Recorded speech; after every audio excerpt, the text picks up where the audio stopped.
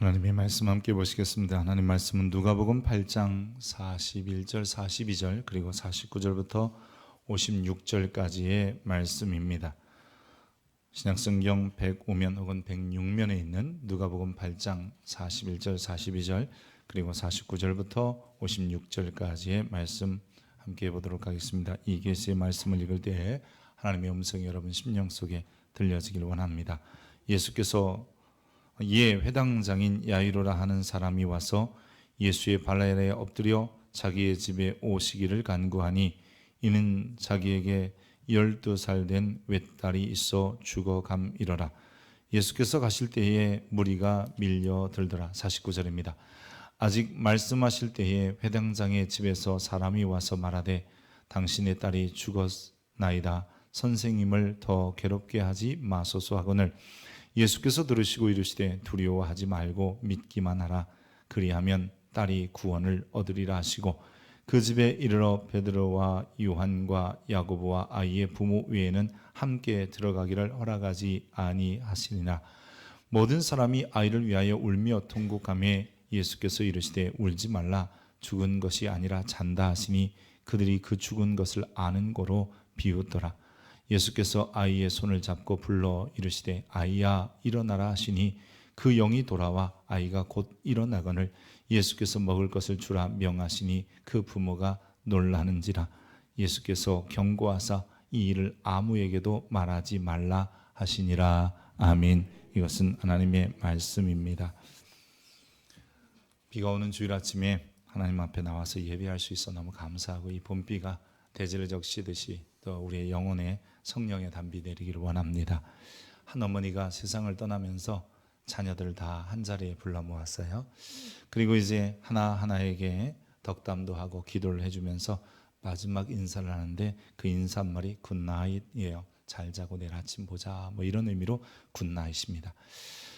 근데 유독 한 아들에게는 굿나잇 하지 아니하고 굿바이라고 하는 겁니다. 이제 다시 볼 수 없다라고 하는 의미의 굿바이지요. 그래서 이 아들이 왜 다른 형제들에게는 굿나잇 하는데 나한테는 굿바이 합니까? 라고 물어봤더니 어머니가 다른 아들들은 다 예수 믿으니 천국에서 다시 만나겠지만 너는 만날 수 없을 것 같아 굿바이 그랬다는 겁니다. 그래서 그 아들이 그 소리를 듣고 저한테도 굿나잇 해주세요 하고 예수를 믿었다라는 이야기입니다. 오늘 어린이 주일이며 동시에 어버이 주일로 지킵니다. 주변에 보면 이 부모들이 자녀들 때문에 예수 믿기도 하고요. 또 때로는 자녀들이 부모 때문에 예수 믿는 경우도 있습니다. 여러분은 어떤 경우인지 같은 우리가 어떻게 해서 예수를 믿었든지 간에 자녀들 때문에 복음이 가정에 들어오고 또 부모 때문에 예수님을 만났어도 우리 가정을 구원하시고 또 천국 백성을 삼으신 것은 하나님의 은혜입니다. 자녀들에 대한 애칭들이 있죠. 특별히 여자아이들은 뭐 공주님으로부터 시작해서 여러 이름을 부르는데 뭐 딸방구라고도 부르고요. 근데 정말 아이를 귀엽게 여기는 표현이 우리 표준어 중에 딸내미입니다. 내 딸내미. 혹은 다른 말로 아들들은 아들내미라고 하는데 정말 귀엽고 이쁘다 생각해서 부르는 이름입니다. 근데 이 회당의 장인 이 야이로라는 사람에게 12살 먹은 딸이 있었습니다. 얼마나 귀여웠고 이뻤겠습니까? 근데 그 딸이 무슨 연유에 있었는지는 모르겠지만 시름시름 앓기 시작했습니다. 회장장 그러면 우리는 그냥 그냥 장 정도 되는가 보다 그럴지 모르지만 이 당시 유대인들의 어떤 생활 환경이나 아니면 동네 커뮤니티 같은 것들을 보면 이 회당장이 이 지역의 최고의 권위를 가진 사람이에요. 이 사람은 집회를 인도하기도 했고요. 회당 안에서 그러니까 우리가 안식일이 되면 모여서 예배를 인도하기도 하고 토라를 낭독하거나 설교자를 특별히 지명할 수 있는 권위의 소유자였습니다. 지방에서는 귀족 최고의 계층이 되는 거죠. 그러니 자신의 딸내미가 병들었을 때에 주변에 용하다는 의사는 찾아봤을 거고 좋은 약도 구하지 않았겠습니까? 그런데 아무런 차도도 없고 병이 깊어가서 결국 예수님을 찾게 됩니다. 이 종교적 덕망 있는 회당장, 그가 예수님께 나가는 것은 당시의 사회적인 환경 가운데서 여러분 그런 분위기 가운데서는 결코 쉬운 일이 아니에요. 어려운 일이라는 거죠. 그럼에도 딸내미를 위해서 사람들의 시선이나 수군거림은 뒤로하고 조용히 예수님을 찾아가서 그 앞에 엎드렸다라고 얘기합니다. 만약에 내 딸만 고칠 수 있다면 내가 좀 수군거림을 들으면 어떻고, 남들이 말하는 소리, 그것보다 중요한 것은 딸 고쳐주면 되지라는 생각으로 예수님께 갔습니다. 다시 설명드리지만 회당장쯤 되면 보통 사람이 아닌 거예요. 부자이고 존경받는 유대인이고 율법적으로도 이 완전한 이런 정도의 사람이고 지성인이라고 할 수 있습니다. 웬만해서 그저 갈릴리 촌동네에서 나온 예수님, 더군다나 그 당시에 말도 많고 탈도 많은 예수님이거든요. 왜냐하면 어떤 사람들은 좋은 사람이라 어떤 사람은 아니라 이렇게 말했기 때문에. 그런데 그 콧대 높은 사람이 바로 죄인의 친구라더라도 어떤 종교적으로 비난받는다, 그 예수님께 나와서 엎드리는 것은 결코 쉬운 일이 아니었습니다. 그래서 혼자 조용히 찾아왔겠지요. 그리고 다시 한번 자기의 불행한 사건, 이 딸 아이를 통해서 이 예수님께 나온 자기의 이야기를 하고 딸을 고쳐달라고 합니다. 예수님이 죽어가는 딸내미를 위하여 자기 집으로 가자고 하는 야이로의 요청에 승낙하셔서 흔쾌히 응낙하시고 야이로의 집을 향하여 가십니다. 근데 이 야이로의 집에 가던 중에 뜻밖의 한 사건을 만나게 되는 거죠. 그게 뭐냐면 12의 혈류증 앓는 여인이 예수님의 옷자락을 만지고 고쳐지는 사건이에요. 오늘 우리가 읽지 않은 이 43절부터 48절이 바로 이 내용입니다. 그래서 그런지 그와 대화하고 이야기하다 보니까 여러분이 지금 촌각을 다투는 상황이었을 건데 시간이 지체되고 말았던 거지요. 시간이 지체되다 보니까 야이로의 집에서 사람들이 와서 뭐라 그러냐면 이렇게 말합니다. 딸이 죽었으니 선생님 괴롭게 하지 마세요. 이게 49절인데 우리 한번 49절 한번 볼까요? 49절에 이렇게 되어 있어요.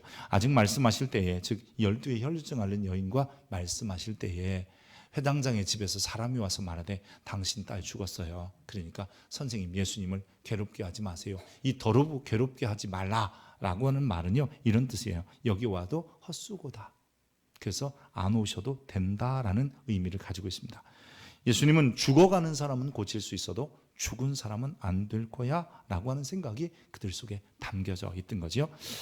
이는 야이로의 집 사람들이나 지금 지금 예수님께 와서 자기 집으로 모셔가고 있는 야이로나 동일한 생각을 가지고 있었습니다. 가만히 보십시오. 여러분, 오늘 본문을 우리가 이 야이로의 딸을 살리신 사건을 통해서 예수님께서는 혹은 야이로가 너 네 믿음 때문에 낳았어 라고 하거나 아니면 죽기 전에 저 딸이 믿음을 가졌기 때문에 낳았어 라는 말이 없어요.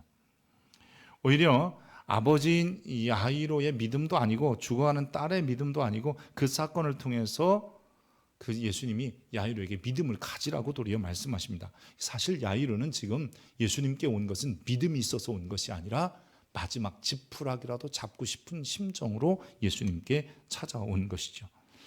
오늘 이 중간에 끼어있는 이야기, 이 혈류증 앓는 여인을 고치신 사건을 보면요, 예수님께서 그 여인이 혹여나 내가 옷이라도 만지면 나 나을 수 있을 거야 라는 마음을 가지고 손을 대었다라고 되어 있는데, 이 여인에게 주님이 뭐라고 말씀하시냐면요, 딸아 내 믿음이 너를 구원하였으니 평안히 가라. 이 여인은 믿음을 가진 상태로 예수님을 만졌다 이렇게 되어 있어요. 하지만 회당장 야이로에게는 이렇게 즉 네 딸이 고쳐진 후에 고쳐졌다, 네 믿음 때문이다 이런 말씀을 하지도 않고 있어요. 반면 이 병들어 죽어가는 딸을 통해서 야이로에게 너 믿음 가져야 되지 않겠냐 라고 말씀하시는 거예요. 그래서 50절 우리가 한번 보겠습니다. 50절에 보면 예수님께서 야이로가 들은 소식이 뭐냐면 딸이 죽었다는 비보였거든요. 그때 뭐라고 하시냐면 예수께서 들으시고 이르시되 두려워하지 말고, 같이 합니다. 믿기만 하라. 다시 한번요. 두려워하지 말고 믿기만 하라. 그러면 딸이 구원을 얻으리라고 말씀을 하십니다. 사실 여기서 믿으라고 하는 것은 과연 무엇을 믿으라고 했을까요? 그냥 살려낼 수 있다 그런 게 아니고요. 이 누가복음은 처음부터 끝까지 뭔가 의도를 가지고 기록해요. 보통 책을 쓸 때는요, 의도를 가지고 쓰는 거야. 그냥 무조건 서술하는 게 아니라 뭔가 이야기를 하고 싶은데, 이 누가복음은 예수님을 이렇게 얘기하고 싶어요. 구약 성경에서 예언한 그분이다라고 하는 거예요. 즉 오리라고 하신 메시아가 예수님이다. 그래서 성경은 마지막 처음에도 그랬고요, 마지막에도 이 누가복음은 예수님은 모세와 그리고 선지자들과 시편, 다른 말로 말하면 이것을 타나크 구약 성경을 얘기하는데, 이 모세와 선지자의 글과 그리고 시편에 기록된 그분이 바로 예수님이시다. 그분이 죽었다 살아나신 예수님이다. 그래서 이 두 제자와 이 엠마오로 가는 두 제자, 이 글로브와 또 다른 한 제자를 만나서 주님이 그렇게 말씀하시는 겁니다. 콧대 높은 사람이 야이로였어요.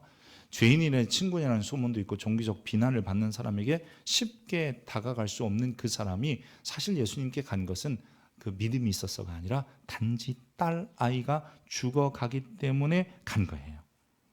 지방의 유력한 세력 회당장이 주님께 가서 딸만 고쳐주시면 그랬는데 죽었다는 소식에 그는 덜컹하고 말았어요. 그때 주님께서 내가 누군지 믿음을 가지면 역사가 일어날 거라고 말씀하시는 겁니다. 그런 회당장 야이로가 예수님에게 왔을 때 딸이 거의 죽게 되었기에 당연히 급하게 왔겠죠. 근데 12의 혈류증 앓는 여인으로 지체하고 죽게 되었다는 소식까지 들었으니 얼마나 답답했겠어요. 근데 그런 그에게 다시 한번 주님이 뭐라고 하시냐면 두려워하지 말고 믿기만 하라라고 얘기합니다. 예수님께서 딸의 죽음을 소식을 듣고 낙심한 야이로에게 나에 대한 믿음을 가지면 내가 메시아, 오리라 한 그리스도라는 것을 믿으면 삶이, 아니 그 문제가 해결될 거라고 이야기하시는 겁니다. 야이로는 예수님을 모시러 오긴 했어요, 처음에는. 근데 그 소식을 듣는 순간 자기도 모르게 이건 아닌가 보다 라는 생각을 하기도 합니다. 평상시 같아서는 소문 같은 이야기 따라 그냥 남들이 하는 이야기 따라 예수님에게 오지도 못할 사람인데, 그리고 와서 주님을 모셔가려고 했는데 딸이 죽었다 이러니 이제는 돌아가야 된다 이런 생각이 있었겠죠. 하지만 왠지 모르게 믿기만 하면 이라는 말에 그러면 이제 다시 한번 가볼까 이런 마음이 조금씩 싹트기 시작합니다. 그래서 그런지 오늘 본문에 가만히 내용을 보면요, 처음에 찾아온 것까지는 야이로인데 그래 내가 가서 고쳐주겠다 그 이후부터는 주님께서 먼저 가시는 듯하여 보이는 거예요. 참 신기하죠. 주객이 전도돼요. 주님을 믿는 순간 이젠 자기가 예수님을 찾아온 게 아니라 예수님이 그를 데리고 집으로 가시고 있는 것을 보게 되는 겁니다. 12의 혈류증 앓는 여인으로 지체되기 전까지만 해도 야이로가 앞장섰는데 딸이 죽었다는 소식에 낙심한 야이로를 이끌고 가시는 분이 바로 예수님이더라고요. 죽은 딸을 살릴 거라는 믿음, 아니 그분이 정말 메시아인가 하는 작은 믿음만을 가지고 이제 주님을 따라서 집으로 가게 되는 겁니다. 그리고 집에 도착했습니다. 근데 이제는 소리로만 듣던 딸의 죽음의 문제가 아니라 눈으로 보는 딸의 죽음을 맞이하게 됩니다. 사람들은요 많이 모여서 울며 통곡했다. 52절입니다. 모든 사람이 아이를 위하여 울며 통곡하며 예수께서 이르시되 울지 말라. 죽은 것이 아니라 잔다. 그들이 그 죽은 것을 아는 거로 비웃더라. 사실 회당장 야이로도 지금 주님 따라서 마치 자기가 모시고 온 게 아니라 아이 걱정하지 마, 믿기만 하면 나을 거야, 이 소리를 듣고 자기가 모시고 온 게 아니라 자기가 주님을 따라서 그 집에, 자기 집에 온 거예요. 근데 와서 보니까 더 큰 문제인 거예요. 이젠 실제로 죽었다고 하고 장례 준비가 진행되고 있는 거예요. 우는 사람도 있어요. 만약에 주님에 대한 확실한 믿음이 야이로에게 있었다면 죽은 것이 아니라 잔다, 그리고 사람들이 비웃을 때 조용히 해, 니들 좀 장례 이제 그만하고 나가, 살아날 수 있어, 이렇게 말했을 텐데 야이로가 그렇게 말하지 않는 것을 보면 그도 결국은 자기가 듣는 소리, 죽었다는 소식뿐만 아니라 막상 와서 보니까 울고 그리고 장례 준비하는 것을 보고 이게 진짜 현실인가 보다 라고 생각했다는 거죠. 지금 애통하고 장례 준비하는 자들에게 주님이 아이가 죽은 것이 아니다, 잔다 해도 사실 그거에 대한 믿음이 별로 없었어요. 이제 주님께서는 드디어 이 야이로를 데리고 딸 아이가 죽어 있는 방으로 들어가자 하시는 겁니다. 그리고 함께 예수님의 세 제자 베드로, 야고보, 요한과 같이 들어갔는데 자기의 눈앞에 현실이 보이는 겁니다. 축 처져 죽어 있는 딸내미. 지금까지는 전해 듣고 다른 사람들을 통해 우는 모습만 봤는데 이제 자기 눈앞에 죽은 딸내미가 있는 거예요.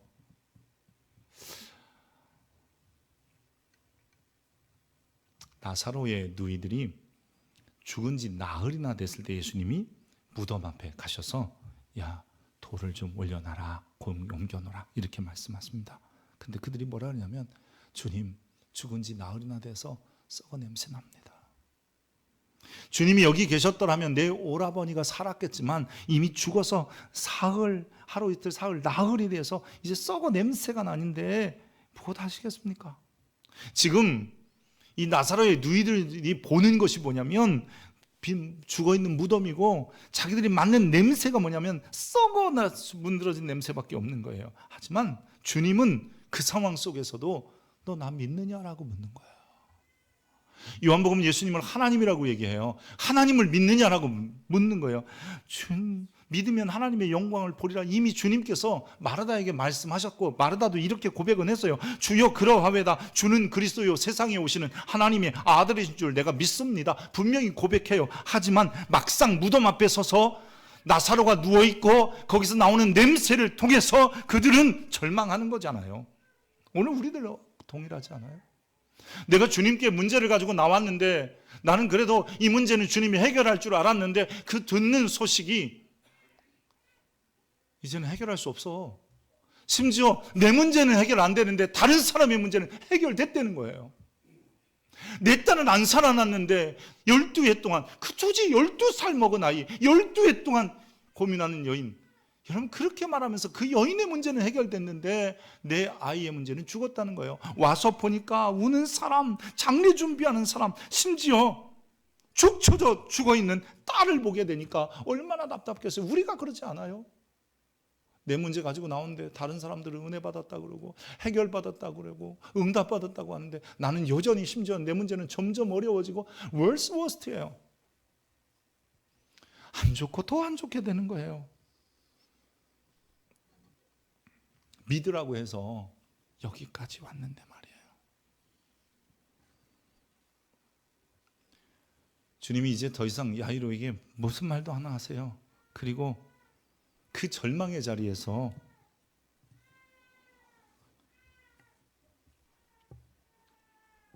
딸내미의 죽음으로 세상을 다 잃은 것 같은 야이로를 위해 소녀의 손을 잡으십니다. 그리고 이렇게 말씀하세요. 54절입니다.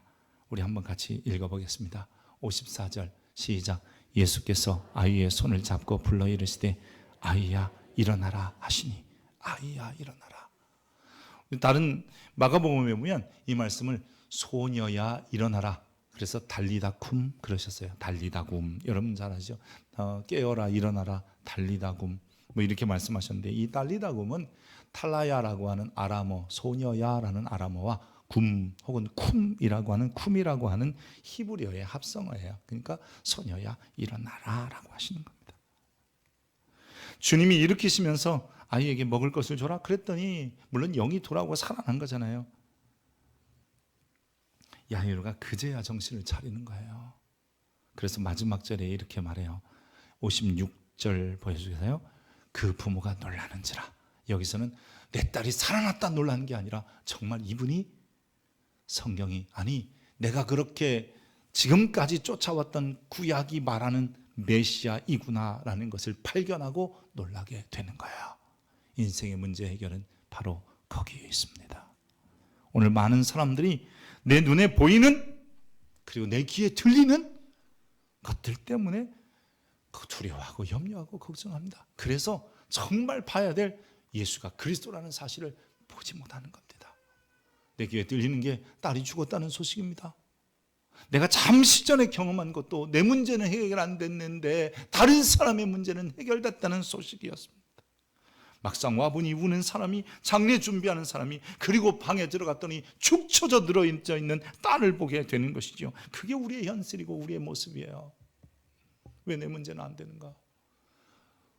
왜 나는 계속 이런가? 결국 나는 왜 이 마지막 순간까지 와야 되는가? 여러분, 근데 주님께서 그 자리에 계시고 그 자리에서 우리를 만나기 원하시는 거예요. 문제만 보지 말고 그때까지 함께 하시는 바로 그 자리까지 오신 주님을 볼 수 있는 여러분 되시기를 바랍니다. 오늘 야이로는 믿음이 있어서 주님 앞에 나간 것도 아닙니다. 다만 나가서 믿음을 갖게 된 것이고 정말 그분이 그리스도고 메시아라는 것을 알게 되었던 거죠. 문제가 중요하다고요? 그렇지 않아요. 그 문제에 계신 주님이 더 중요하고 문제를 보지 말고 지금도 나와 함께 하시는 내 문제는 해결 안 되고 다른 사람 문제만 해결되는 것 같고 내 문제는 계속해서 어려워지는 것 같고 결국 그 문제 가운데서 나는 안 되는구나 절망해야 되는 그 순간까지 주님이 그 자리에 함께 계심을 믿어야 합니다. 자식 이기는 부모 없다 그랬어요. 제가 몇 번 소개드린 적이 있는데 경산 국립축산대학의 주선태교회 교수의 이야기입니다. 이분이 미국 커네티컷 대학 연구 교수로 갔다가 6개월 동안 미국에 머물게 되면서 자기 나름대로 골프도 치고 뭐 이것저것 배우기를 원했습니다. 근데 일요일에 집에 있으면서 심심해하는 딸 아이를 어디 놓고 갈 수도 없어서 이웃집에 사는 한국교회 집사님에게 딸려 교회를 보내기 시작했답니다. 그래서 자기는 이제 딸도 교회에 가고 없으니까 즐거운 시간을 보냈겠죠. 근데 자기가 생각하기를 예수쟁이들은 분명히 자기한테도 교회 가자 갈 텐데 이래서 별 방법을 다 머리에 생각하고 여러 가지 대비책 즉 핑계들을 마련해 두었습니다.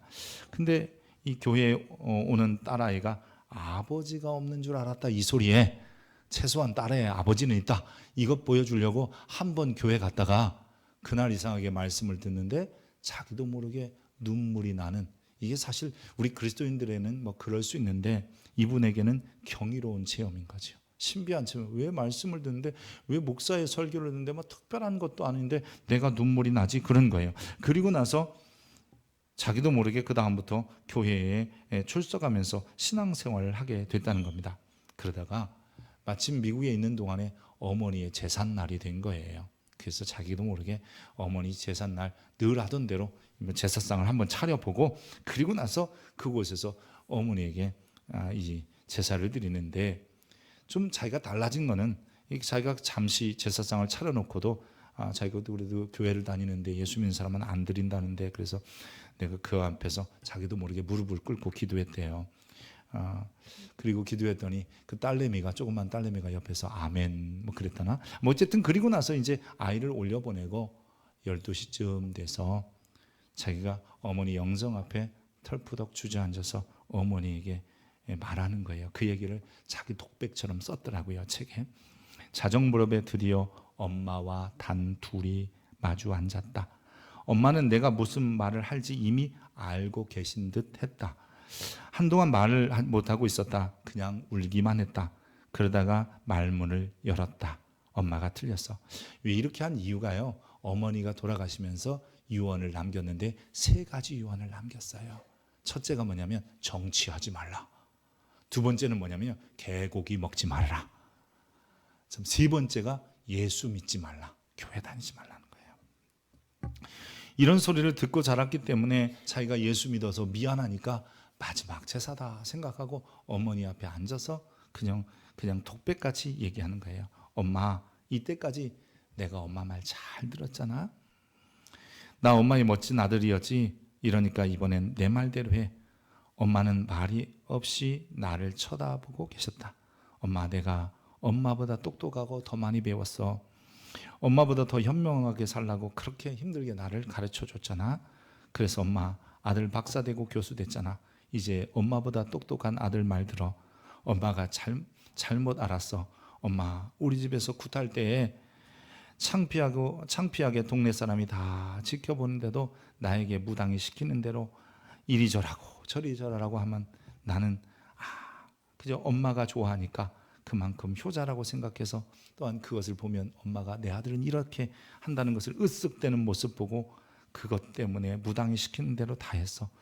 경동시장에서 사온 자라가 들어있는 물통 들고 학생들에게 자리 양보 받아가며 몇 번씩 버스 갈아타며 그렇게 대성리로 팔당댐으로 방생 다니는 엄마가 안쓰러워 엄마 모시고 나도 많이 따라다녔잖아. 강물 속으로 들어가는 자라를 보면서 두 손 모으고 허리 숙여 절하라고 하면 나 그렇게 했잖아. 엄마가 좋아하니까.